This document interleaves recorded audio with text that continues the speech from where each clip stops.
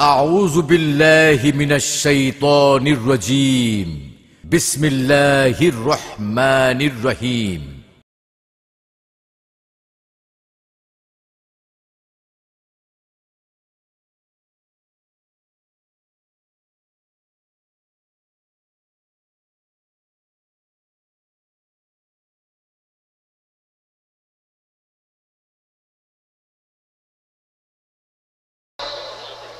গাজীপুর টঙ্গী বরপুর কবরস্থান জামে মসজিদের সম্মানিত খতিব আলহাজ মাওলানা মুফতি শামসুদ্দিন খন্দকার সাহেব।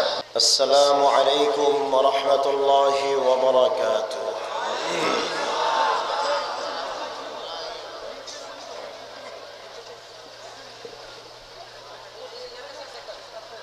الحمد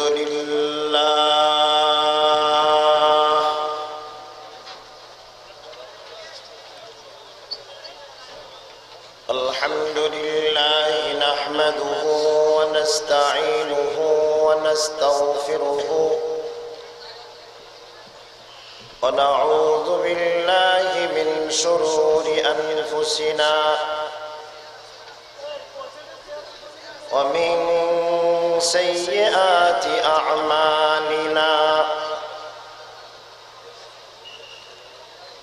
من يهده الله فلا مضل له ومن يضلله فلا هادي له ونشهد أن لا إله إلا الله وحده لا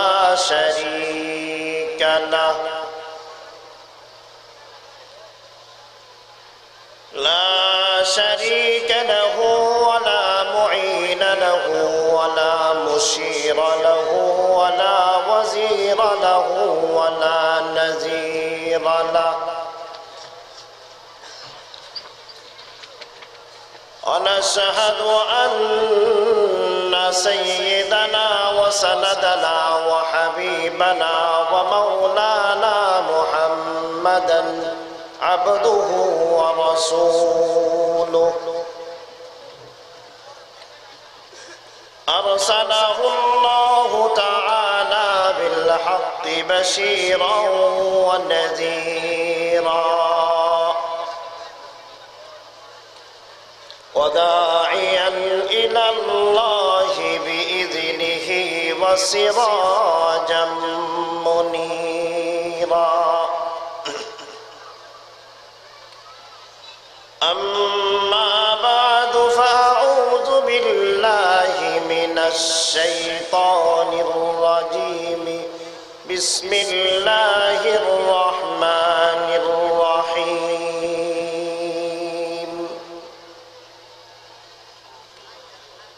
اليوم نختم على أفواههم وتكلمنا أيديهم وتشهد أرجلهم بما كانوا يكسبون. وقال الله تعالى يومئذ تحدث أخبارها. وقال الله تعالى كراما كاتبين يعلمون ما تفعلون. وقال الله تعالى وإذا الصحف نشرت. وقال النبي صلى الله عليه وسلم التائب من الذنب كمن لا ذنب له. صدق الله العلي العظيم وصدق رسوله النبي الكريم. ونحن ذلك من الشاهدين والحمد لله رب العالمين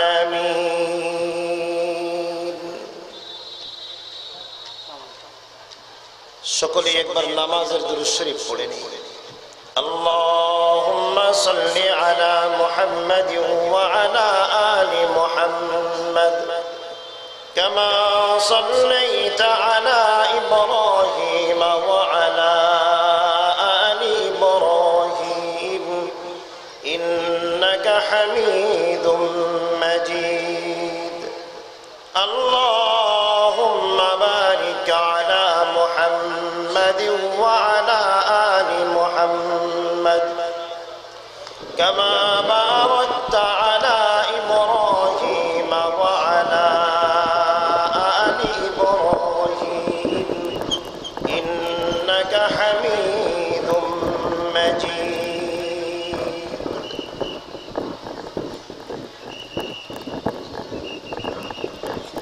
معزز محترم صدق قابل احترام वाजिबुल एहतराम उलमा इकराम अलीपुर मुस्लिमपुर समाजेर उद्योगे आजकेर এই বিশাল তাফসীরুল কুরআন মাহফিলের সম্মানিত সভাপতি জনাব আলহাজ মাইনুদ্দিন সাহেব, আজকের প্রধান মুফাসসির আন্তর্জাতিক খ্যাতি সম্পন্ন মুফাসসিরে কুরআন, বিশিষ্ট ইসলামী চিন্তাবিদ ও মিডিয়া ব্যক্তিত্ব আলহাজ আল্লামা আব্দুল্লাহ আল আমিন খতিব, দক্ষিণ মহাখালী কেন্দ্রীয় জামে মসজিদ ঢাকা। মাগরিবের নামাজের পর থেকে এশা পর্যন্ত যিনি অত্যন্ত সুন্দরভাবে কোরআন ও হাদিসের আলোতে আলোচনা করেছেন, জনাব মুফতি হাবিবুল্লাহ আজিজি সাহেব, পাশাপাশি আমন্ত্রিত উলামা ইকরাম, মঞ্চে উপস্থিত এলাকার সম্মানিত ব্যক্তিবর্গ, প্যান্ডেলে উপস্থিত এলাকার এবং দূর দূরান্ত থেকে আগত ধর্মপ্রাণ মুসলমান ভাই বন্ধুরা এবং পর্দার অন্তরালের পর্দানাশীল মা ও বোনেরা, মহান রব্বুল আলামিনের দরবারে লাখ কোটি শুকরিয়া আদায় করি এই জন্যে যে আল্লাহ জাল্লা জালালুহু ওয়া আম্মা নাওয়ালুহু আমাদের সবাইকে এই পুর ফিতনার জামানায় চারদিকে যেদিকেই তাকাই সেদিকেই শিরক, বিদআত এবং গুনার দলদল,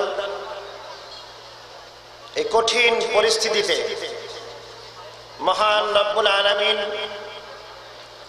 আমাদের সবাইকে হাজারো রকমের গুনাহ থেকে হেফাজত করে আজকের এই পবিত্র তাফসীরুল কুরআন মাহফিলে উলামা ইকরামের পবিত্র জবান থেকে কিছু বলার, কিছু শোনার তৌফিক দান করেছেন। এই জন্য সকলেই তাহদিল থেকে শুকরিয়া আদায় করি আলহামদুলিল্লাহ। মুহতারাম দোস্ত বুজুর্গ,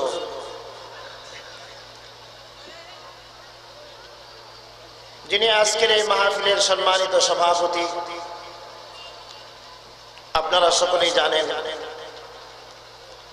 এই এলাকারই কৃতি সন্তান, বাদামতলের বিশিষ্ট ব্যবসায়ী। তিনি গতকালকে মক্কা মদিনার সফর, জিয়ারত, উমরা পূর্ণ করে আলহামদুলিল্লাহ সুম্মা আলহামদুলিল্লাহ আজকের এই মাহফিলকে তিনি এতই গুরুত্ব দিয়েছেন, তিনি ফ্যামিলি সহ উমরায় গিয়েছিলেন। তার ফ্লাইট আজকে 12টায় ল্যান্ড করার কথা, কিন্তু এয়ারপোর্ট থেকে বের হয়ে এই মজলিস, এই মাহফিল ধরতে পারবেন না, লম্বা জার্নি হয়ে যাবে, কষ্ট হবে। এই জন্য তিনি ফ্লাইট চেঞ্জ করে একদিন আগেই এই ফ্লাইট যাতে এই মাহফিল মিস না হয়ে যায়, তিনি গতকালকে ফ্যামিলিকে ওখানে রেখে সবকিছু ঠিকঠাক করে দিয়ে এই মাহফিলকে গুরুত্ব দিয়ে আলহামদুলিল্লাহ আমাদের মধ্যে উপস্থিত হয়েছে। তার শরীর থেকে এখনো মক্কা মদিনার সেই সুঘ্রাণ যায় নাই। এটা বহুত বড় নিয়ামত। এই মজলিসে অনেক হাজী সাহেবানরা আছেন, বিশেষ করে তিনি বলেছেন যে হুজুর একটু দোয়া করবেন। তার ফ্যামিলি, বিশেষ করে তার ওয়াইফ অসুস্থ অবস্থায় আছে। এই জন্য আসুন সকলেই, আসলে আখেরি মোনাজাত তো আজকের প্রধান মুফাসসির তিনি করবেন, তারপরেও তিনি যেহেতু একটু রিকোয়েস্ট করেছেন বিশেষ একটু দোয়া করার জন্য, আমি আলোচনা শুরু করার পূর্বে আসুন মুখতাসার একটু তার ফ্যামিলিগতভাবে তার যে ওয়াইফ অসুস্থ আছে, আরো যারা অসুস্থ আছে তাদের জন্য একটু দোয়া করি। একটু দুরূদ শরীফ পড়ি। আল্লাহুম্মা সাল্লি আলা মুহাম্মাদিন ওয়া আলা আলি মুহাম্মাদ কামা সাল্লাইতা আলা ইব্রাহিম ওয়া আলা আলি ইব্রাহিম ইন্নাকা হামিদুম মাজিদ। আল্লাহুম্মা বারিক আলা মুহাম্মাদিন ওয়া আলা আলি মুহাম্মাদ كما باركت على إبراهيم وعلى آل إبراهيم إنك حميد مجيد. اللهم آمين. ربنا ظلمنا أنفسنا وإن لم تغفر لنا وترحمنا لنكونن من الخاسرين. ربنا فاغفر لنا ذنوبنا وكفر عنا سيئاتنا وتوفنا مع الأبرار. يا رب العالمين يا أكرم الأكرمين مولاي كريم رب العالمين. পবিত্র এশার নামাজের পরে আল্লাহ তাআলা পবিত্র তাফসীরুল কোরআনের মধ্যে হাজার হাজার মানুষকে একসাথে নিয়ে উলামায়ে ইকরামের মজমাকে সাথে নিয়ে রব্বুল আলামিন তোমার মতো দয়ালু প্রভুর সামনে ভিক্ষুকের মতো হাত দুখানা প্রসার করে দিয়েছি গো মাওলা। আল্লাহ তাআলা নিজের গুনার দিকে যদি একটুখানি লক্ষ্য করি, আল্লাহ লজ্জায় তোমার সামনে হাত এবং মাথা উঁচু করার সাহস পাই না। রব্বুল আলামিন বেশক আমরা গুনাহগার, এতে কোনো সন্দেহ নেই। আল্লাহ দিনের উজালার দিকে তাকাইয়া রাতের অন্ধকারের দিকে তাকাই গো মাওলা। এমন একটা সময়, এমন একটা দিন, এমন একটা রজনী আমাদের থেকে পার হয় নাই যেদিন আমরা গুনাহ করি নাই। গুনার পরিমাণ যত বেশি হোক না কেন আল্লাহ তাআলা তারপরও জানি এবং বিশ্বাস করি তোমার মতো একজন দয়ালু প্রভু আমাদের আছে গো মাওলা। রব্বুল আলামিন আমরা তো গুনাহ করতে ভালোবাসি, তুমি রব্বুল আলামিন তো মাফ চাওয়া, মাফ করাকে ভালোবাসো গো মাওলা। রব্বুল আলামিন মেহেরবানি করে আজকের এই মজলিসের মধ্যে উলামায়ে ইকরামের পবিত্র নুরানি চেহারার দিকে তাকিয়ে আয় আল্লাহ আমাদের সকলের জীবনের গুনাহগুলি তুমি মাফ করে দাও। রব্বুল আলামিন জানি না কে কোন মাকসাদ নিয়ে, ব্যথা নিয়ে, দরদ নিয়ে, কথা নিয়ে তোমার দরবারে হাত উঠাইলো। রব্বুল আলামিন খাস করে আজকের এই পবিত্র মজলিসের তাফসীরুল কোরআন মাহফিলের সভাপতি আয় আল্লাহ যার শরীর থেকে এখনো পবিত্র মক্কা এবং মদিনার সুঘ্রাণ দূর হয় নাই, আল্লাহ মাত্রই তো আসলো তোমার হাবিবের রওজার সামনে দাঁড়িয়ে বারবার আসসালাতু ওয়াসসালামু আলাইকা ইয়া রাসূলুল্লাহ বলে সালাম পেশ করেছে। আয় আল্লাহ তোমার ঘরের চারদিকে লাব্বাইক লাব্বাইক বলে ধ্বনি দিয়ে তাওয়াফ করেছে গো মাওলা। আয় রব্বুল আলামিন তার ওয়াইফ আয় আল্লাহ রফিকায়ে হায়াত, সেও তো বাইতুল্লাহ থেকে সফর করে মাত্রই তো ঘরের মধ্যে পৌঁছলো। আয় আল্লাহ না জানি তোমার ঘর ধরে কত কান্নাকাটি করেছে। আয় আল্লাহ তোমার হাবিবের রওজার পাশে বসে না জানি কত চোখের পানি ফেলেছে। রব্বুল আলামিন তারপর দোয়ার দরখাস্ত করেছে। আয় আল্লাহ শিফা দেওয়ার মালিক তুমি। আয় আল্লাহ মানুষ তো ডাক্তারের পর ডাক্তার চেঞ্জ করতে পারে, ওষুধের পর ওষুধ পরিবর্তন করতে পারে, দেশ থেকে গিয়ে বিদেশে চিকিৎসা করতে পারে। তুমি রব্বুল আলামিন যদি শেফার ফয়সালা না করো, সারা দুনিয়ার ডাক্তার চেঞ্জ করলেও কোনদিন শেফা হবে না গো মাওলা। আয় রব্বুল আলামিন তার ওয়াইফ সহ আয় আল্লাহ তাআলা পৃথিবীর যে কোনো প্রান্তে যে যেখানে অসুস্থ অবস্থায় আছে সবাইকে তুমি শেফায়ে কামেলা আজলা কুল্লিয়া নসিব করে দাও। যে যে মাকসাদ নিয়ে তোমার দরবারে হাত উঠাইলো মেহেরবানি করে সকলের মাকাসিদে হাসানাগুলি কবুল ও মঞ্জুর করে নাও। আয় আল্লাহ যারা ঋণের বোঝা মাথায় নিয়ে তোমার দরবারে হাত উঠাইলো রব্বুল আলামিন এমন সচ্ছলতা নসিব করো মৃত্যুর পূর্বে যেন সেই ঋণ থেকে মুক্তি পেতে পারে তৌফিক দান করে দাও। আয় আল্লাহ তাআলা অনেককে ছেলে দিয়েছ, অনেককে মেয়ে দিয়েছ, অনেককে ছেলে দিয়েছ মেয়ে দাও নাই, মেয়ে দিয়েছ ছেলে দাও নাই, আবার অনেককে সন্তান থেকে বঞ্চিত রেখেছ। আয় আল্লাহ যার যে ধরনের সন্তানের প্রয়োজন তাকে নেক সালেহ সন্তান তুমি নসিব করে দাও। আয় আল্লাহ এমন সন্তান তুমি কাউকে দিও না যেই সন্তান তোমার রিজিক খেয়ে তোমার বিরোধিতা করবে, আয় আল্লাহ তোমার হাবিবের বিরুদ্ধে কথা বলবে। আয় আল্লাহ যেই সন্তান দুনিয়াতে বেইজ্জতি এবং আখিরাতে জাহান্নামের কারণ হয়ে দাঁড়ায়, এই ধরনের সন্তান তুমি কাউকে দিও না গো মাওলা। আয় আল্লাহ এমন সন্তান তুমি প্রত্যেকটা মানুষকে নসিব করো যেই সন্তান দুনিয়াতে ইজ্জতকে বাড়ায় দেয়, আখিরাতে জান্নাতে যাওয়ার উসিলা হয়ে দাঁড়ায়, এমন নেক সন্তান তুমি সবাইকে নসিব করে দাও। রব্বুল আলামিন আজকের এই মজলিস থেকে যাকে তোমার ভালো লাগে, যার চেহারাটা তোমার কাছে বড় পছন্দনীয়, যার সিজদা তোমার কাছে বড় গ্রহণীয়, যার ইবাদত করি তুমি বড় পছন্দ করো, আয় আল্লাহ সেই পবিত্র চেহারার ইবাদতের উসিলা করে রাসূলের তুফাইলে আমাদের সকলের দোয়াকে কবুল মঞ্জুর করে নাও। রব্বানা তাকাব্বাল মিন্না ইন্নাকা আনতাস সামিউল আলিম وتب علينا إنك أنت التواب الرحيم وصلى الله تعالى على خير خلقه محمد وعلى آله وأصحابه أجمعين برحمتك يا أرحم الراحمين. الحمد لله.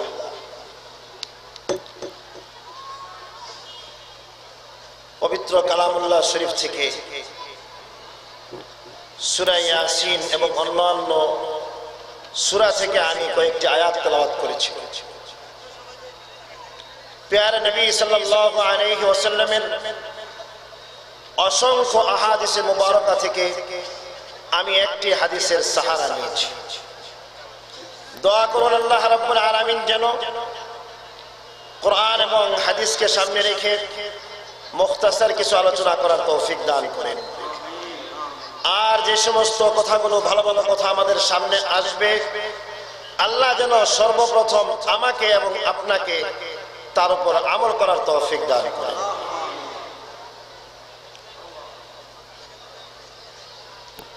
মুহতারাম দোস্ত, একটা সময় ছিল যখন আমরা আলমে আরওয়াহের মধ্যে ছিলাম, তারপরে আরেকটা সময় ছিল যখন আমরা আলমে আরহাম অর্থাৎ মায়ের পেটের জগতে ছিলাম। বর্তমানে আমরা আলমে দুনিয়া অর্থাৎ দুনিয়ার জগতের মধ্যে আমরা আছি। আজ থেকে যদি আমরা সঠিক কথা বলি যে মনে করুন 100 বছর, আজ থেকে 100 বছর পরে আরেকটু বাড়ায় দিলাম বা 150 বছর পরে এই মজলিসে আমরা যারা এখানে আসি কেউ কি আমরা এই জমিনের উপর থাকবো? কেউ থাকবো? তো এই আলমে দুনিয়া শেষ হওয়ার পরে আরেকটা জগৎ আসবে, সেটা হলো আলমে বারজাখ, কবরের জিন্দেগি। কবরের জিন্দেগির পরে আরেকটা জিন্দেগি আসতেছে, সেটা হলো কিয়ামতের জিন্দেগি। ময়দানে মাহশর কায়েম হয়ে যাবে, আল্লাহ রাব্বুল আলামিন সেখানে হিসাব কিতাব নেবেন। কেউ কেউ আছে যাদেরকে আল্লাহ তাআলা হিসাব ছাড়া জাহান্নামে পাঠিয়ে দেবে, হিসাবের প্রয়োজন হবে না। যারা কাফের, আল্লাহকে মানেই নাই, এদের জন্য কোনো হিসাব নাই, এরা ডাইরেক্ট হিসাব ছাড়া জাহান্নামের মধ্যে চলে যায়। আবার অনেকে আছে যাদেরকে আল্লাহ তাআলা হিসাব ছাড়া জান্নাতে দিবেন, যেমন ফেরেশতাদের কোনো হিসাব হবে না, আম্বিয়া ইকরামদের হিসাব হবে না, যারা পাগল তাদেরও হিসাব হবে না। কিন্তু যারা দুনিয়ার বুকে ঈমান আনছে, ঈমান আনার পরে গুনাহও করছে, নেক আমালও করছে, আবার আল্লাহ তাআলা নেক বান্দাদের মধ্যে কেউ থাকবেন বেগাইরে হিসাব, আল্লাহ চাহে তো জান্নাতে দিয়ে দিবেন। কিন্তু হিসাবের কাঠগড়ায় যদি দাঁড়াইতে হয় তাহলে এটা হবে বিরাট বড় এক মুসিবতের সমস্যা। আল্লাহ যখন বিচারের কাঠগড়া শুরু করবেন, তো আমরা দুনিয়ার বুকে যা কিছু করতেছি, চাই নেক আমাল করি আর গুনার কাজ করি,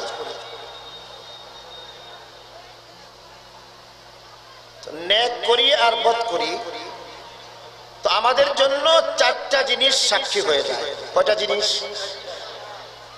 কয়টা জিনিস আমাদের জন্য সাক্ষী হয়? চারটা জিনিস সাক্ষী হয়। আল্লাহ রাব্বুল আলামিন প্রত্যেকের সাথে সিসি ক্যামেরা লাগাই দিয়েছেন,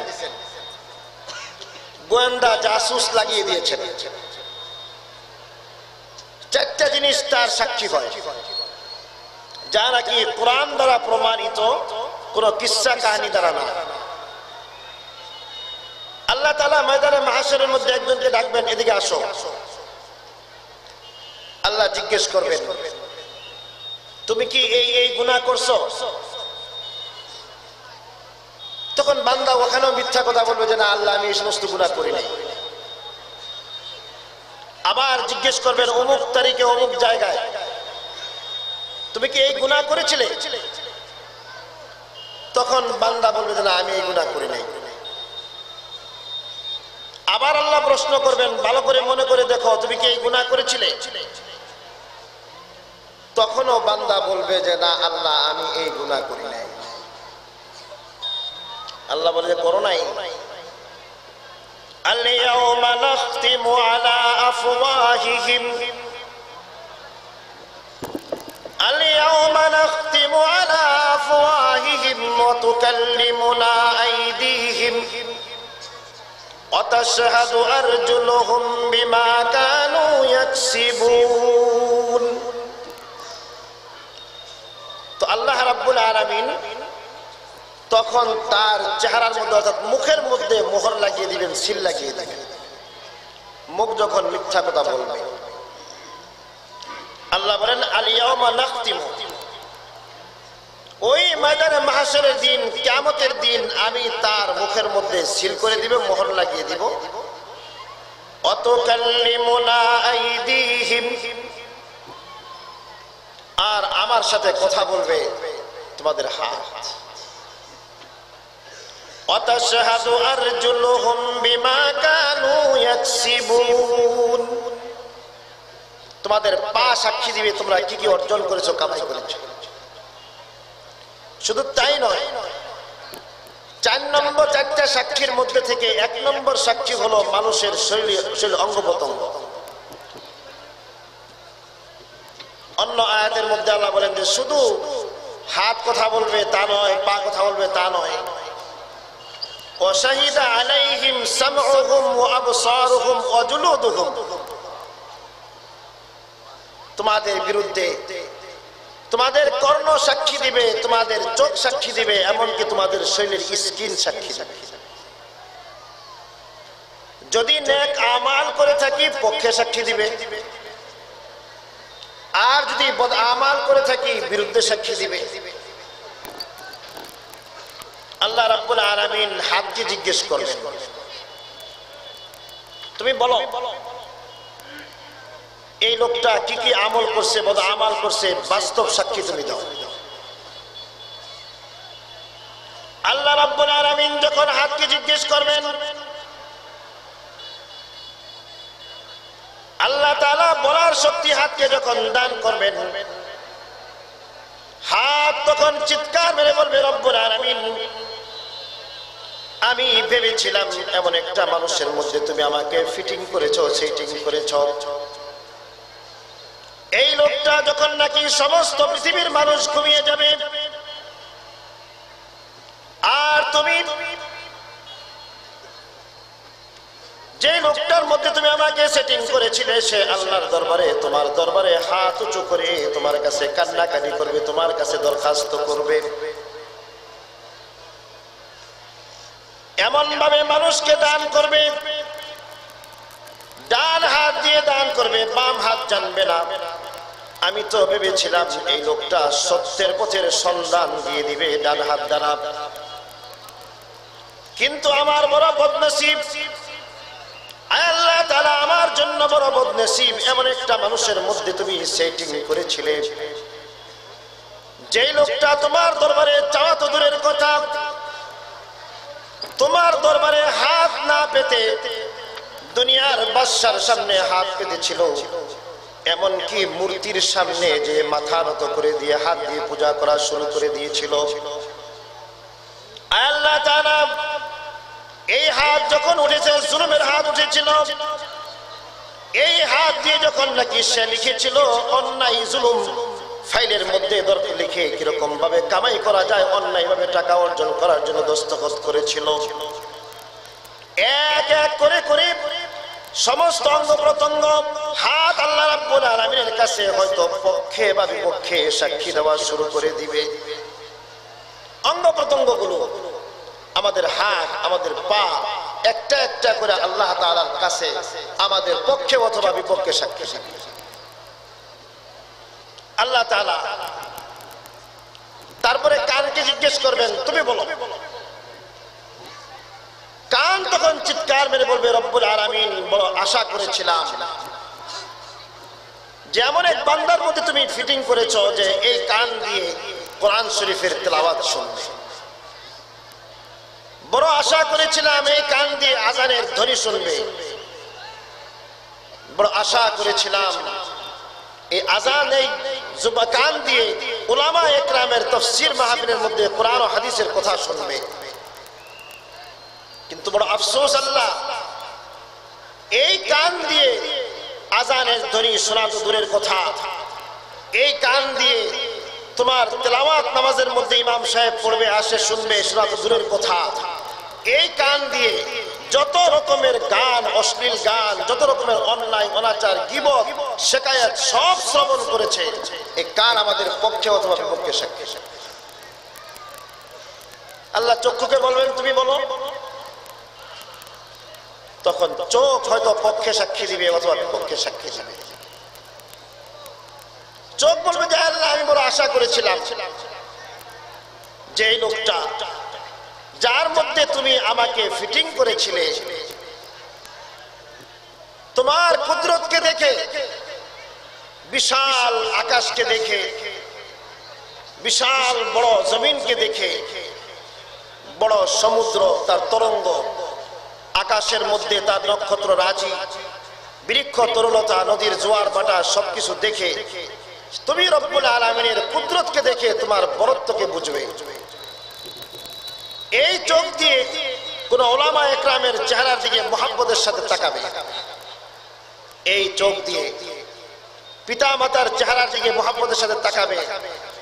কিন্তু খোদার কসম, এই চোখ যখন নাকি বলবে যে আল্লাহ উলামা একরামের দিকে মুহাব্বতের দৃষ্টিতে তাকানো তো দূরের কথা, তাদের মাথার উপর যখন টুপি দেখতো, তাদের মুখের মধ্যে যখন নাকি দাড়ি দেখতো, তাদের শরীরের মধ্যে যখন নাকি লম্বা জুব্বা দেখতো, তাদেরকে যখন সুন্নত তরিকা মতো চলতে চলতে দেখতো, তখন তারা কটাক্ষ এবং বিদ্রুপ করে তোমার রাসূলের শানে গুস্তাখি তারা করেছিল। এক এক করে করে সব অঙ্গ প্রত্যঙ্গ সাক্ষী। এক নম্বর সাক্ষী হলো কি? এক নম্বর সাক্ষী হলো আমাদের শরীরের অঙ্গ প্রত্যঙ্গ। আল ইয়াউমা নাখতিমু আলা আফওয়াহিহিম অতুকাল্লিমুনা আইদিহিম ওয়া তাশহাদু আরজুলুহুম বিমা কানু ইয়াকসিবুন। এক নম্বর সাক্ষী হলো আমাদের শরীরের অঙ্গ প্রত্যঙ্গ। যেখানে আমরা যাই না কেন, দিনের আলোর মধ্যে হোক আর রাতের অন্ধকারের মধ্যে হোক, যেখানে আমরা যে কোনো ভাবে আমরা গুনাহ করি বা নেক আমাল করি, অঙ্গ প্রত্যঙ্গ, যে শরীরকে আমরা আজকে খুব কসমেটিক ব্যবহার করতেছি, তাকে খুব সুন্দর করে তার মধ্যে আমরা সেবা যত্ন করতেছি, হয়তো পক্ষে সাক্ষী দিবে অথবা বিপক্ষে সাক্ষী দিবে। দুই নম্বর সাক্ষী, ইয়াউমাইযিন তুহাদ্দিসু আখবারাহা। আল্লাহ তাআলা সূরা জিলজালের মধ্যে ইরশাদ করেন, যখন নাকি ইসরাফিল আলাইহিস সালাম সিংহায় ফুঁক দিবেন, তখন জমিনের মধ্যে জিলজিলা শুরু হয়ে যাবে। ওয়াতাকুনুল জিবালু কালইহিনিল মানফুস, পাহাড়গুলো তুলার মতো উড়তে থাকবে, হাবাআম মানসুরা। তখন জমিনের মধ্যে কে কি কাজ করছে, জমিন ও কিয়ামতের দিন আল্লাহ রাব্বুল আলামিনের সামনে প্রত্যেকটা মানুষের ব্যাপারে আল্লাহ তাআলার কাছে তার পক্ষে বা বিপক্ষে সাক্ষী দিবে। আজকে আমরা এখানে তাফসীরুল কোরআন মাহফিলে বসে আছি, যেই জমিনের উপর বসে আছি, ইনশাআল্লাহ সুম্মা ইনশাআল্লাহ এখানে উলামায়ে কেরামের জবান থেকে যে সমস্ত কথাগুলো আমরা শুনতেছি, কিয়ামতের দিন এই জমিন আমাদের প্রত্যেকের পক্ষে চিৎকার মেরে আল্লাহর দরবারে বলবে যে আয় আল্লাহ, তাকে তুমি জিজ্ঞেস করো, আমার কাছে জিজ্ঞেস করো, কারণ তাফসীরুল কোরআনের মধ্যে আমার বুকের উপর বসে কোরআন শরীফের আলোচনা শুনতেছি। তো যেই জমিনের উপরে আমরা থাকি, কিতাবে লেখে তাফসীরের কিতাবের মধ্যে, যেই ঘরের মধ্যে মানুষ ইবাদত করে অথবা গুনাহ করে, ওই ঘরের মধ্যে যত আসবাবপত্র আছে, টিউব লাইট, ফ্যান, ঘরের বিছানার চাদর, বালিশ, জমিন, খাট,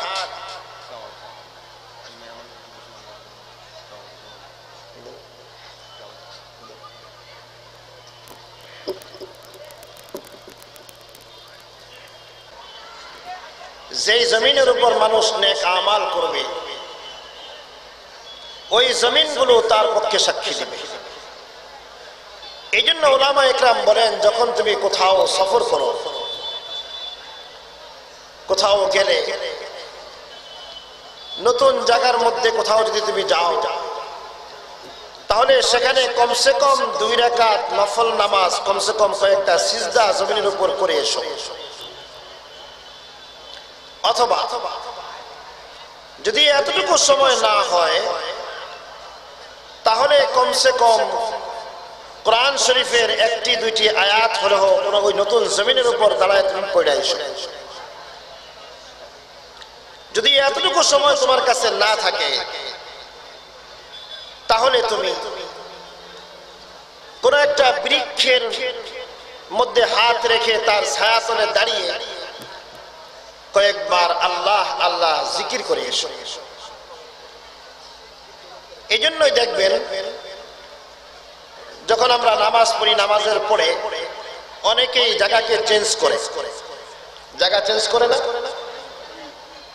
যারা বুঝে না তারা মনে করে কি লোকটা নামাজের মধ্যেও স্বস্তির নাই, খালি নড়াচড়া করে।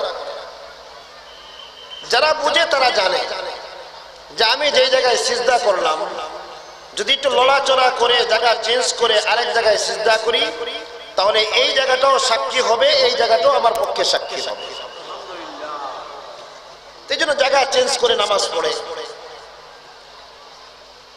এই জন্য যখন নাকি নতুন কোথাও আমরা যাই, তখন আমাদের যদি সম্ভব হয়, তাহলে নতুন জায়গার মধ্যে কোনো সফরে গেলে কমসে কম ওই জায়গার বৃক্ষ, ওই জায়গার জমিন, ওই জায়গার ঘাস, ওই জায়গার যা কিছু আছে, নেক আমালের মাধ্যমে ওই জায়গাটাকে যেন আমরা সাক্ষী রেখে আসি। কারণ হলো কিয়ামতের মাঠ যখন কায়েম হবে আর আসামির কাঠ গড়ায় যে নাকি দাঁড়াইতেই হয়, তাহলে আল্লাহ রাব্বুল আলামিন যখন নাকি জিজ্ঞাসা করবেন কি নেক আমল করেছো, তখন কিতাবে লেখে যে আপনি যদি নাকি জমিনের উপরে 1000 সফর করে থাকেন আর 1000 জায়গার মধ্যে যদি নাকি আপনি নামাজ পড়ে থাকেন, 1000 জায়গার মধ্যে যদি নাকি আপনি কোরআন শরীফের তেলাওয়াত করে থাকেন, 1000 জায়গার মধ্যে যদি নাকি আপনি তাসবিহ পড়ে থাকেন, সুবহানাল্লাহ, আল্লাহু আকবার, লা ইলাহা ইল্লাল্লাহ এগুলো পড়ে থাকেন, যখন আল্লাহ আপনাকে জিজ্ঞেস করবে তখন ওই 1000 জমিন, 1000 বৃক্ষ, ওই জায়গার তরুলতা সব আপনার পক্ষে আল্লাহর দরবারে মিছিল শুরু করে দেবে। 1000 জমিন লাফ দিয়ে উঠে বলবে, আল্লাহ তাআলা আপনি যাকে আসামির কাঠগড়ার মধ্যে দাঁড় করিয়েছেন, যার কাছ থেকে আপনি হিসাব নিতেছেন, তাকে কোনো জিনিস জিজ্ঞাসা করার প্রয়োজন নাই। আমি হলাম সেই চট্টগ্রামের অমুক জায়গার জমিন, আমি হলাম নোয়াখালী জেলার অমুক জায়গার জমিন, আমি হলাম ঢাকা জেলার অমুক জায়গার জমিন, আমি হলাম সেই যশোরের বেনাপোলের জমিন, আমি হলাম পৃথিবীর অন্য প্রান্তের সেই মক্কা মদিনার জমিন, আমি হলাম সেই আফ্রিকা দেশের জমিন। আল্লাহ তাআলা যাকে আপনি জিজ্ঞাসা করতেছেন আমরা তার পক্ষে সাক্ষী দিতেছি অমুক জায়গার মধ্যে অমুক তারিখে আমার জমিনের উপর, আমার বুকের উপর এসেছিল।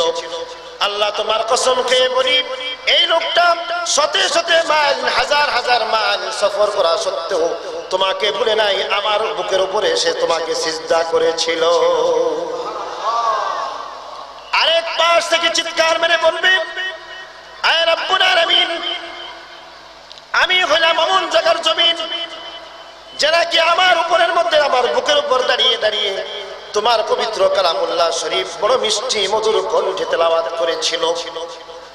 বৃক্ষ তরুগুলো, তরুলতাগুলো লাফ দিয়ে চিৎকার মেরে বলবে, রব্বুল আলামিন আমাকে একটুখানি দেখো, আমি হইলাম ওই জায়গার বৃক্ষ, আমার নিচে দাঁড়িয়ে দাঁড়িয়ে এসে বারবার তুমি রব্বুল আলামিনকে জপনা করেছিল, অন্য কাউকে ডাকে না।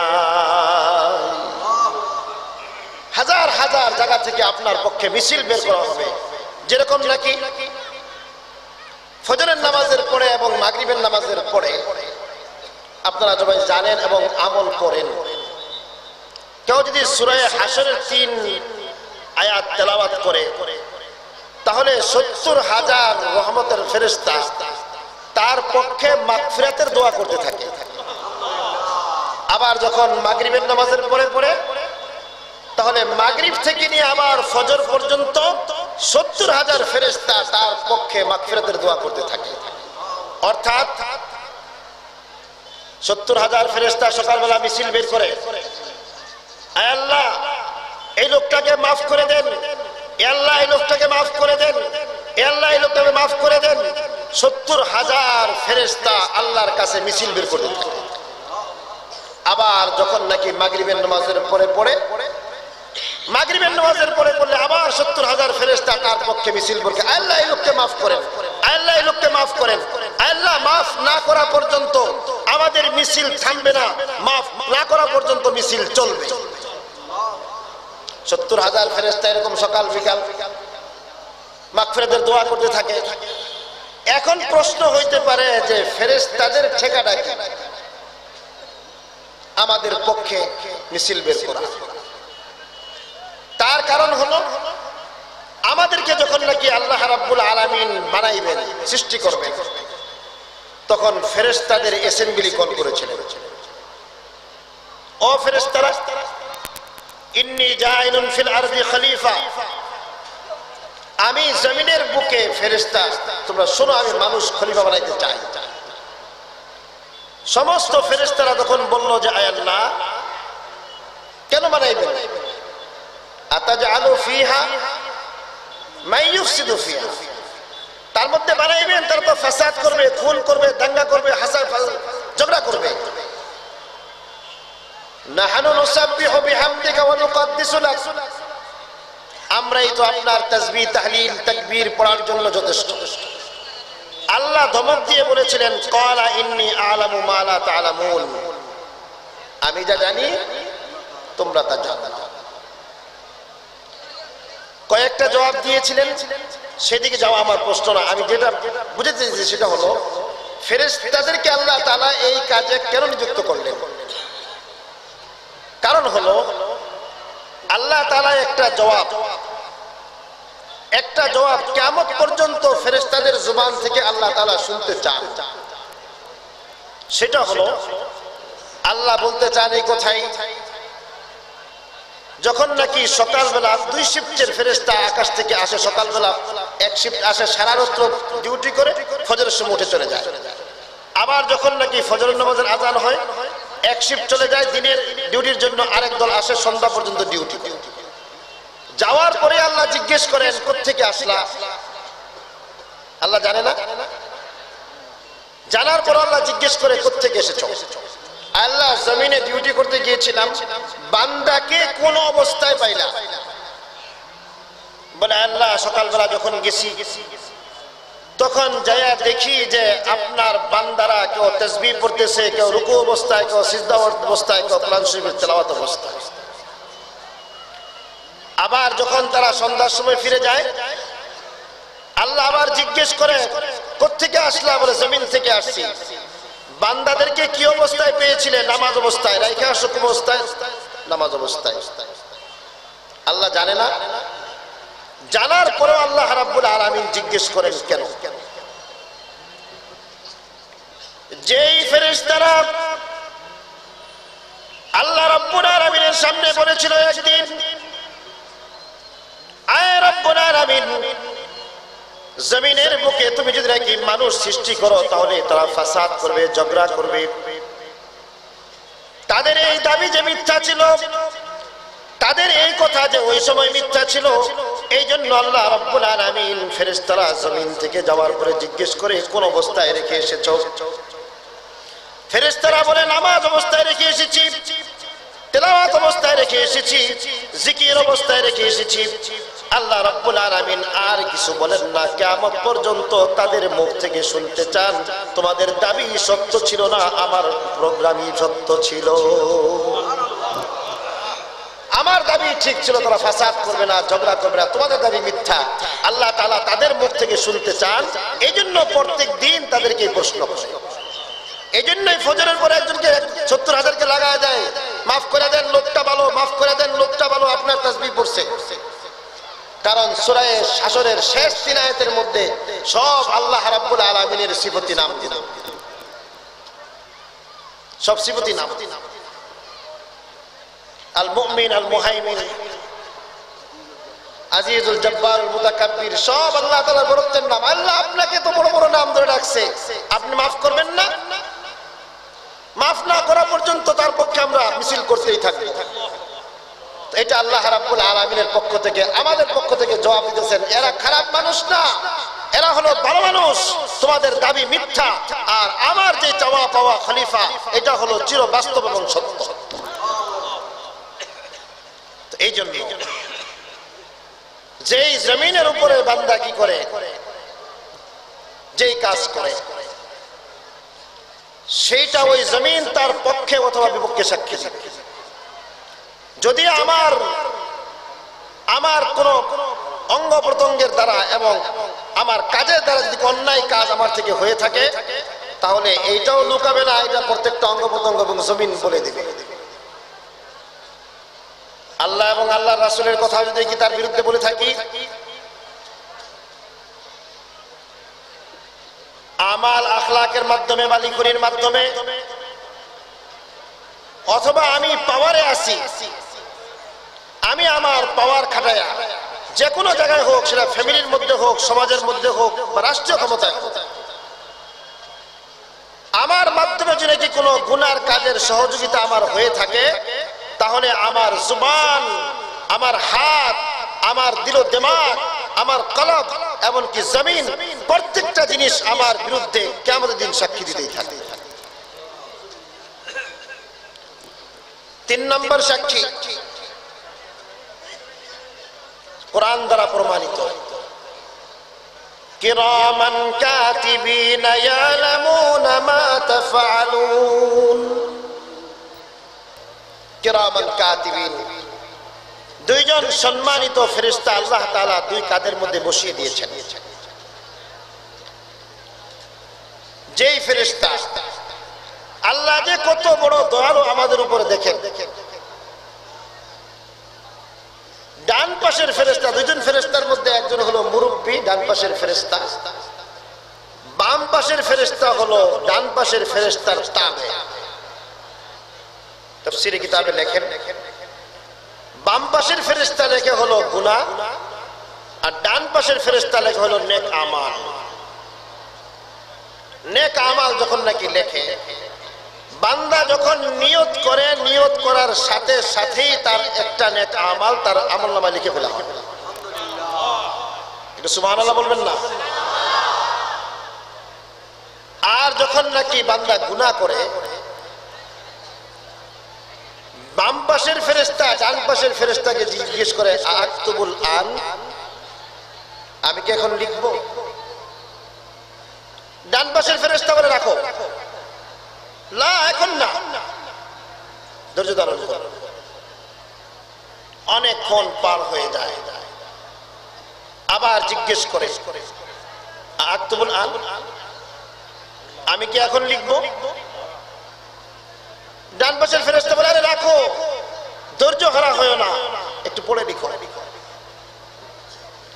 কিন্তু ডান পাশের ফেরেশতা যখন নাকি বান্দা একটা নিয়ত করলো নেক আমালের, তখন সাথে সাথে তার একটা নেক আমাল, একটা সওয়াব লিখে ফেলে। এখন প্রশ্ন হলো, আমল তো করে নাই, করার আগে কেন লিখলো? কারণ দিলের কাজ হলো নিয়ত করা, অঙ্গ প্রত্যঙ্গের কাজ হলো এটা আমলে পরিণত করা। দিল যেহেতু প্রথমেই নেক আমালের নিয়ত করে ফেলেছে, তার আমল কমপ্লিট, এই জন্য আল্লাহ তাআলা নিয়ত করার বিনিময়ে একটা নেক লিখে দিয়েছে। আমরা হয়তো মনে মনে ভাবি, একটা নেক আমাল একটা দিয়ে কি হবে? অনেক সময় এরকম ভাবি না? কারণ হলো কোরআন শরীফের একটা আয়াত, যদি আমরা ওযু ছাড়াই একটা অক্ষর পড়ি, একটা নেকি হয়ে যায়। ওযু সহ পড়লে 10টা নেকি হয়, নামাজে পড়লে 100 হয়। জায়গার তারতম্যে সেখানে দেখা যায় জুমার মসজিদের মধ্যে পড়লে 500 নেকি হয়, বাইতুল মুকাদ্দাসে যায় পড়লে দেখা যায় সেখানে 25,000 নেকি সমান সমান হয়ে যায়। বাইতুল্লাহ পড়লে একে তো 1 লাখ। তো অনেক সময় মনে মনে ভাবি, একটা নেকির আর কি দাম আছে? কিন্তু ময়দানে মাহশরের মধ্যে 3টা জায়গা হবে বড় ভয়াবহ, 3টা জায়গা হবে বড় কঠিন, যেই জায়গার মধ্যে কেউ কাউকে চিনবে না, সব নাফসি নাফসি নাফসি বলতে থাকবে। একটা জায়গা হলো কোনটা? যখন নাকি মিজানের পাল্লা ওজন করা হবে, তখন সবাই পেরেশান থাকবে, না জানি আমারটা হালকা হয়ে যায়, হায় না জানি আমারটা হালকা হয়ে যায়। বাপ ছেলেকে চিনবে না, ছেলে বাপকে চিনবে না। 2 নম্বর, যখন আমল নামা বন্টন করা হবে, ডান হাতে আসে না বাম হাতে আসে, ডান হাতে আসে না বাম হাতে আসে, এই সময় কেউ কাউকে চিনবে না। 3 নম্বর, পুলসিরাত যখন পার হবে, কারণ পুলসিরাত পার হয়েই তো জান্নাত, পুলসিরাত পার হওয়া ছাড়া জান্নাতে যাওয়া যাবে না। পুলসিরাত পার হয়ে জান্নাত। কাফেররা পার হইতে যে একাই জায়গাটা পড়ে যাবে, পুলসিরাতের নিচে হলো জাহান্নাম। সবাই পেরেশান থাকবে, পার হইতে পারবো কি পারবো না, পার হইতে পারবো কি পারবো না। 3টা জায়গার মধ্যে বড় পেরেশান অবস্থায় থাকবে, কেউ কাউকে চিনবে না। বুখারী শরীফের মধ্যে প্যারা নবী সাল্লাল্লাহু আলাইহি ওয়াসাল্লাম তিনি উল্লেখ করেন, হাদিস লিখেছেন, বর্ণনা করেছেন যে ময়দানে মাহশর যখন নাকি কায়েম হবে, আদম আলাইহিস সালাতু ওয়াস সালামকে একটা সিংহাসনের মধ্যে আল্লাহ বসাবেন, যে ইয়া আবাল বাশার, হে মানব জাতির পিতা, আপনি আপনার সন্তানদের বিচার আজকে একটুখানি উপলব্ধি করুন। দেখুন, যখন নাকি বিচার শুরু হয়ে যাবে, তো আদম আলাইহিস সালাম বৈশা বৈশা দেখবেন, বিচার দেখতে থাকবে। তখন হঠাৎ করে আদম আলাইহিস সালাম ডাক দিবেন, আহমদ, আহমদ, আহমদ, তিনটা ডাক দিবেন। চিৎকার মেরে তিনটা ডাক দেওয়ার পরে এই আওয়াজ, ধ্বনি, প্রতিধ্বনি পুরা ময়দানে মাহশরের মধ্যে আওয়াজটা বাজতে থাকবে। রাসূল করিম সাল্লাল্লাহু আলাইহি ওয়াসাল্লাম তখন তিনি এই আওয়াজটা শুনে খেয়াল করে শুনবেন, তো আমাকে ডাকতেছে, বাবা আদম আলাইহিস সালাম তো আমাকে স্মরণ করছেন। তিনি দৌড়ে আসবেন, আয়েশা বলবেন, লাব্বাইক ইয়া আবুল বাশার, হে মানব জাতির পিতা, আমি আহমদ উপস্থিত। কেন আমাকে স্মরণ করেছেন? আদম আলাইহিস সালাম ডেকে বলবেন, আহমদ দেখো, ওই যে একটা লোক, ওই যে একটা লোক দেখো, ফেরেশতারা তাকে অর্ধমুখী করে পায়ের মধ্যে ধরে হেসরাইতে হেসরাইতে জাহান্নামের দিকে নিয়ে যাইতেছে। মনে হয় তোমার উম্মত, মনে হয় তোমার উম্মত। প্রত্যেক নবীর উম্মত আলাদা আলাদা, মনে হয় তোমার উম্মত। এই লোকটা মিজানের পাল্লার মধ্যে যখন নাকি ওজন করা হইতেছিল, একেবারে দাড়ি পাল্লাটা বরাবর হয়ে গেছে, বরাবর। একটু ঝুঁকলেই জান্নাতে যাইতে পারে, একটু উঁচা হলে জাহান্নামে যাইতে পারে, কিন্তু বরাবর হওয়ার কারণে কোনো ফয়সালা হইতেছে না। আল্লাহ তো বলছেন যে একেবারে 100% তোমরা করতে পারবে না, একটু ঝুঁকায় আসো, একটু ঝুঁকায় আসো। 300 সিটের মধ্যে যদি নাকি 151টা হলে রাজত্ব পেয়ে যেতে পারে, বাদশাহত পেয়ে যেতে পারে, তাহলে আমরাও যদি নাকি কিয়ামতের মাঠে একটুখানি পাল্লাটাকে ঝুঁকায় দিতে পারি, তাহলে আলহামদুলিল্লাহ আল্লাহ তাআলা আমাদেরকে জান্নাত দান করবেন। সংখ্যাগরিষ্ঠতা 100% তো আমাদের দ্বারা সম্ভব না, কারো দ্বারাই সম্ভব না। একটু ঝুঁকার দরকার, একটু ঝুঁকা।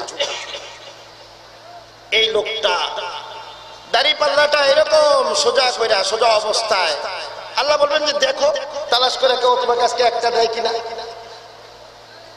পাগলের মতন দৌড়াবে, কোটি কোটি মানুষের মধ্যে তালাশ করে দেখবে, এক কোণার মধ্যে তার আব্বা দাঁড়ায় রয়েছে। দৌড়ায় যায়, বলবে যে আব্বা, আমি তোমার সেই সন্তান যার মুখে তুমি জীবনে সর্বপ্রথম বাপ ডাক শুনেছিলে। আমি যখন জন্মগ্রহণ করেছি, তুমি বলেছিলে যে মনে মনে মিষ্টি মানুষের কাছে খুশিতে বিতরণ করেছিল। আব্বা, আজকে আমি একটা নেকির কারণে, একটা নেকির অভাবে আজকে আমার দাড়ি পাল্লা ঝুঁকতেছে না, একটা নেকির অভাবে তোমার কাছে এসেছি, একটা নেকি আমাকে দান করো। কাকুতি মিনতি করে বাবার কাছে বলতে থাকবে। বাবা বলবে, তুই কেডা? জিন্দেগিতে বিয়েই তো করি না, আবার সন্তান কোথা গেল রে? অস্বীকার করে। ইয়াউমা ইয়াফিরুল মারউ মিন আখিহি ওয়া উম্মিহি ওয়া আবিহি ওয়া সাহিবাতিহি ওয়া বানি। আল্লাহ চিৎকার মেরে ঘোষণা করছে, ওখান থেকে বাবার কাছ থেকে নৈরাশ হয়ে মায়ের কাছে দৌড় দিবে, তালাশ করে করে মাকে বের করবে।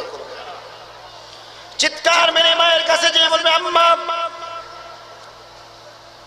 আমি তোমার সেই কলিজার টুকরা, 10 মাস পর্যন্ত তোমার পেটের মধ্যে তুমি আমার বোঝা বহন করেছিলে, কলিজায় লাথি মেরেছিলাম।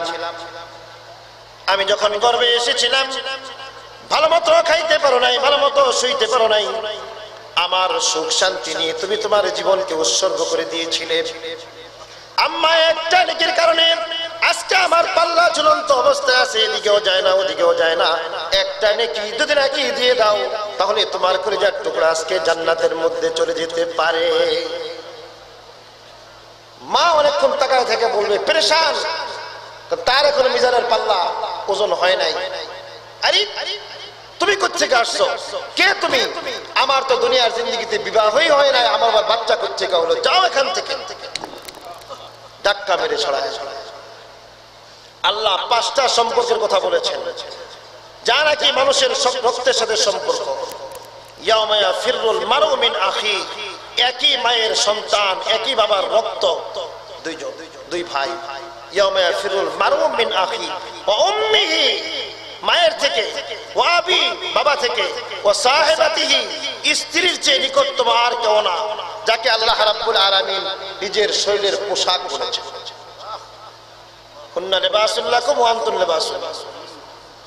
শরীরের পোশাকের যেরকম শরীরের মধ্যে কোনো কি নাই, কোনো আড় নাই, স্বামী স্ত্রীর মধ্যে এরকম কোনো আড় নাই, এত কাছের এত কাছের, তাকেও বলেছেন সেও আজকে ভাগবে। ওয়া সাহিবাতিহি ওয়া বানি, যে বাচ্চার জন্য, সন্তানের জন্য জীবন সব কিছু বিলীন করে দিয়েছ, সে সন্তান আজকে তোমাকে চিনবে না। কঠিন মুহূর্তে 4 দিক থেকে নৈরাশ হয়ে আবার মিজানের পাল্লার দিকে আসবে। আয়েশা বলবে, কেউ তো সহযোগিতা করলো না, কেউই সহযোগিতা করে না। আল্লাহর হুকুম, তোমাকে জাহান্নামে নিয়ে যেতে হবে, অর্ধপক্ষী করে তাকে টানতে থাকবে। আল্লাহ রাসূল দৌড়ে যাবেন, ফেরেশতাকে যায় বলবেন যে থামো। ফেরেশতা বলবে যে আজকে তো আমি আপনার অর্ডারে থামতে পারি না। আল্লাহর অর্ডার, যার নাকি মিজানের পাল্লা হালকা হবে, তাকে আমার জাহান্নামে নিয়ে যাওয়ার অর্ডার, তার মিজানের পাল্লা হালকা। আল্লাহর হাবিব আল্লাহ রাব্বুল আলামিনের আরশের দিকে দৌড় দিবেন, চিৎকার মেরে বলবেন, রব্বুল আলামিন একটুখানি তাকায় দেখো, আমার এবং উম্মতকে জাহান্নামের দিকে অর্ধমুখী করে নিয়ে যাওয়া হইতেছে, তার নাকি মিজানের পাল্লা হালকা হয়েছে। আমি তোমার কাছে একটুখানি দরখাস্ত করতে চাই, আমার সামনে আরেকবার মিজানের পাল্লাটা ওজন দেখ, আমি একটুখানি দেখতে চাই। আল্লাহ ডাক দিয়ে ফেরেশতাকে বলবেন, ও ফেরেশতা, আমার হাবিব যা বলবে আজকে তা কথা একটু শোনো। রাসূল যাবেন, ফেরেশতাকে বলবেন ওজন করো, আমার সামনে ওজন করো। আবার যখন নাকি হুজুরের সামনে ওজন করবে, আবারও দেখবে যে মিজানের পাল্লা হালকা, বদির পাল্লা তার ভারী। আল্লাহর হাবিব বলবেন আবার ওজন করো, আবার ওজন করা হবে। দ্বিতীয়বার ওজন করার পরেও দেখবে মিজানের পাল্লা, নেকির পাল্লা হালকা, বদির পাল্লা তার ভারী। আল্লাহর হাবিব তৃতীয়বার বলবেন যে আবার একটুখানি ওজন করো। তৃতীয়বার যখন নাকি ওজন করা হবে, তৃতীয়বার ওজনের সময় দেখা যাবে নেকির পাল্লা হালকা, বদির পাল্লা তার ভারী। ওই লোক থর থর করে কাঁপতে থাকবে, কারণ কিছুক্ষণ পরেই তাকে নেকির পাল্লা হালকা হওয়ার কারণে আল্লাহর অর্ডার অনুযায়ী জাহান্নামে তাকে নিয়ে ফেলে দেওয়া হবে। কাঁপতে থাকবে থর থর থর থর করে, হায় হায় হায় হায়, আজকে আমার জন্য বড় নাকামি, আজকে আমার জন্য বড় ব্যর্থতা, আজকে আমার সবচেয়ে বড় ব্যর্থতা, আমার জন্য জাহান্নামের ফয়সালা হয়ে যাইতেছে। এবার আল্লাহর হাবিব আস্তে আস্তে তার বাম পকেটের মধ্যে হাতখানা ঢুকিয়ে দিবেন। হাতখানা ঢুকিয়ে আল্লাহর হাবিব ছোট্ট একটা কাগজের টুকরা বের করবেন।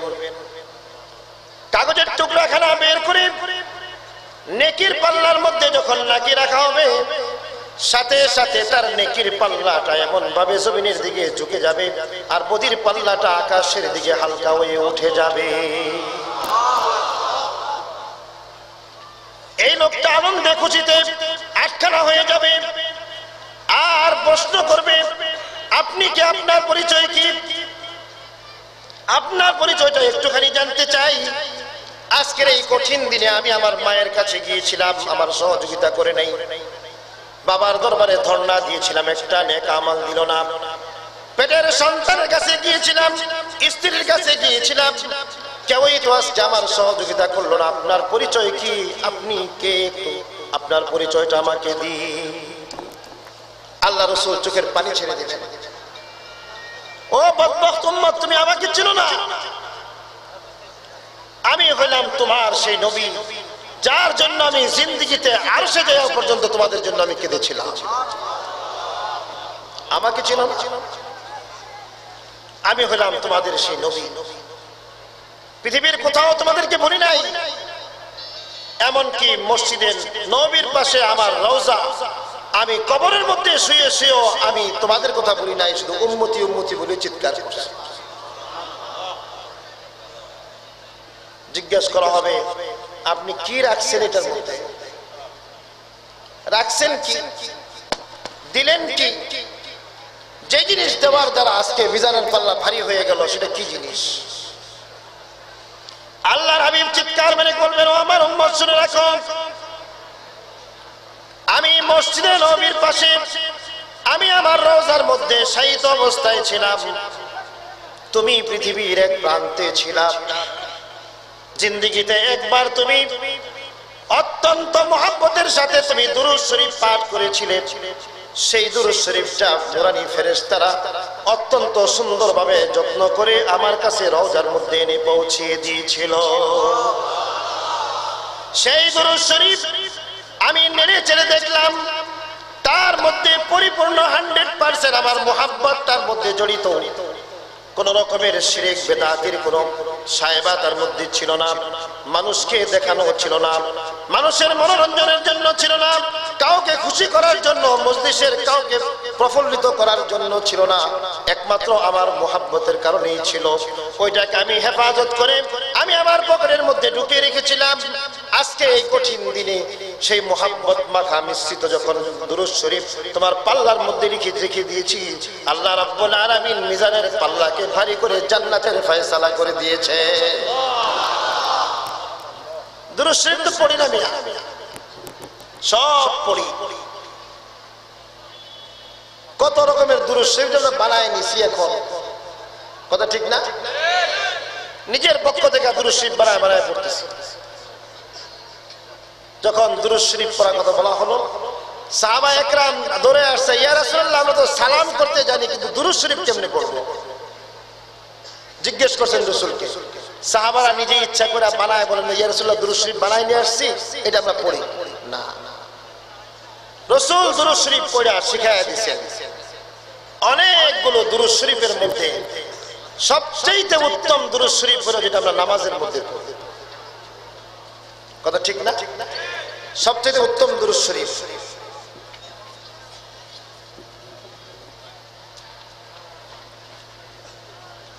উত্তম দুরূদ শরীফ হলো নামাজের মধ্যে যেটা পড়ি।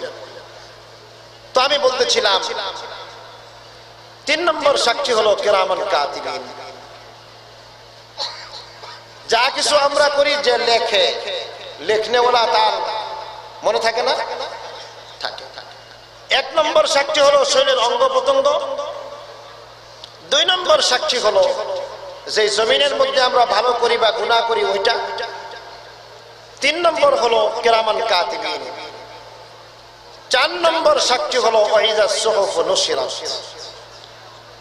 যেটার মধ্যে রেজিস্ট্রেশন করা হয়, যেই দপ্তরের মধ্যে লেখা হয়, এটা হলো সাক্ষী। 4টা জিনিস সাক্ষী, যা কোরআন দ্বারা প্রমাণিত। দেশের আদালতের মধ্যে যদি কোনো মামলা হয় আর 2 জন পুরুষ যদি কি ইসলামের দৃষ্টিতে সাক্ষী দেয়, অথবা 1 জন পুরুষ 2 জন মহিলা সাক্ষী দেয়, তাহলে তার জন্য বিচারক যে কোনো ফয়সালা করতে পারে, সিদ্ধান্ত নিতে পারে। কিন্তু আজকে আল্লাহর আদালতের মধ্যে 4টা জিনিস সাক্ষী আমার বিরুদ্ধে। যদি গুনাহ করে থাকি তাহলে 4টা জিনিস আমার বিরুদ্ধে সাক্ষী। 4টার প্রয়োজন হয় না, 2টাই যথেষ্ট। আবার আল্লাহ রাব্বুল আলামিন নিজেও সাক্ষী, তারপরেও 4টা সাক্ষী আজকে দায়ের করেছেন। বান্দার কি অবস্থা? এই কঠিন মুহূর্তে 4টা সাক্ষী যখন নাকি বান্দার সামনে উপস্থিত, তখন আল্লাহ রাব্বুল আলামিনের প্রিয় হাবিব সাল্লাল্লাহু আলাইহি সাল্লাম চিৎকার মেরে বলেন, 4টা সাক্ষী তোমার বিরুদ্ধে হতে পারে, 4টা নয় 4000 সাক্ষীও যদি তোমার বিরুদ্ধে হয়ে যায়, তোমাদেরকে আমি এমন একটা মেডিসিন দিয়ে গেলাম, এমন একটা পাউডার দিয়ে গেলাম, এই মেডিসিন এবং পাউডার যদি, এই কেমিক্যাল যদি তোমরা ব্যবহার করতে পারো, আল্লাহর কসম খেয়ে বলি চার ধরনের সাক্ষী, তারা সব কিছু ভুলে যাবে এবং আল্লাহ রাব্বুল আলামিন তোমাদেরকে মাফ করে দিবে। আত-তাইবু মিনাজ যামবি কামান লা যামবা লাহ। আল্লাহর হাবিব চারটা বড় বড় সাক্ষীকে মেটানোর জন্য একটা কেমিক্যাল ব্যবহার করেছেন। একটা মেডিসিন দিয়ে গেলাম, যদি এই মেডিসিনকে তোমরা ব্যবহার করতে পারো তাহলে যেই অঙ্গ প্রত্যঙ্গ তোমার বিরুদ্ধে আজকে বড় সাক্ষী, অঙ্গ প্রত্যঙ্গ ভুলে যাবে। যেই জমিনের উপর গুনাহ করেছো, জমিনকে আল্লাহ ভুলায় দিবেন। কিরামান কাতিবিন যারা লিখেছিল তাদেরকে আল্লাহ তাআলা ভুলায় দিবেন। এবং যেই রেজিস্টারের মধ্যে, দফতরের মধ্যে লিপিবদ্ধ করা হয়েছিল, এইটাকে আল্লাহ তাআলা মিটায় দিবেন। তুমি এইরকম ভাবে নিষ্পাপ হয়ে যাবে যদি তুমি খালেস তওবা করতে পারো। যেরকম কচি মাসুম বাচ্চা আজকে মায়ের পেট থেকে জন্মগ্রহণ করে, ঠিক এরকম নিষ্পাপ আল্লাহ তাআলা বানায়। কিন্তু তওবা কবুল হওয়ার জন্য কয়েকটা শর্ত আছে। এক নম্বর শর্ত হলো আইয়াকলা আনিল মাসিয়া, গুনাহ থেকে নিজেকে আলাদা করে নিতে হবে। গুনার মধ্যে থেকে যদি তওবা করি তাহলে এই তওবাও আমার উপর হাসে। যদি সুদ আমি খাইতে থাকি, কোটি কোটি টাকা লেনদেন আমার হলো সুদের, যতক্ষণ পর্যন্ত এই সুদ থেকে নিজে আলাদা না হয়ে যাব, যতই তওবা করি না কেন আমার তওবা আল্লাহর দরবারে কবুল হবে না। অন্যের হক যদি নষ্ট করে থাকি তাহলে তার হক তাকে আদায় করার আগ পর্যন্ত তওবা কবুল হবে না। অন্যের গীবত যদি করে থাকি তাহলে তার কাছ থেকে, অর্থাৎ ইজ্জতের উপর আঘাত যদি করে থাকি, যতক্ষণ পর্যন্ত তার কাছ থেকে ক্ষমা না চাইব ততক্ষণ পর্যন্ত আমার এই তওবা কবুল হবে না।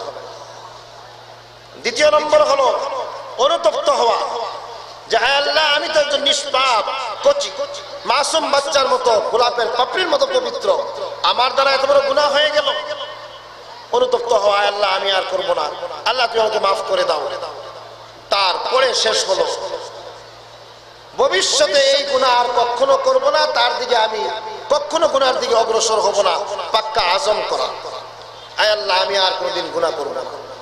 কিন্তু তারপরে যদি কি গুনাহ হয়ে যায়, তার জন্য আল্লাহ রাব্বুল আলামিনের কাছে যতবার গুনাহ হবে অতবার আল্লাহর কাছে তওবা করা। যা কিছু বললাম আল্লাহ রাব্বুল আলামিন আমাকে সহ আপনাকে তার উপর আমল করার তৌফিক দান করেন। ওয়া আখিরু দাওয়ানা আলহামদুলিল্লাহি রাব্বিল আলামিন। আসসালামু আলাইকুম ওয়া রাহমাতুল্লাহি।